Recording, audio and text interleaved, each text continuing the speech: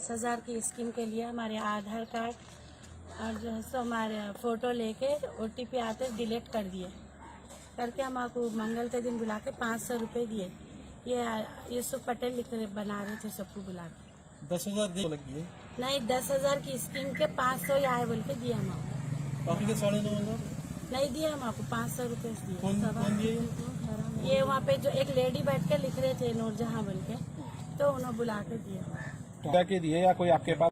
यहाँ पे लिख रहे आधार कार्ड आओ तुम लोग, हाँ बोले तो अब एक को एक लेडीज बोलते ना बस्ती में, तो 500 तो गए रुपये नूरजहां बोल के उन्हें बुला के दिए। के उन्होंने बुलाए थे वो स्कीम वाले। सेना ना कौन? वो गवर्नमेंट का एक आदमी बैठा था, उन लोग बैठे हुए थे बस्ती के। आधार कार्ड किसको दिया? आधार कार्ड वो गवर्नमेंट का आदमी OTP मारा था उसके साथ 500 रुपये नूरजहां दिए।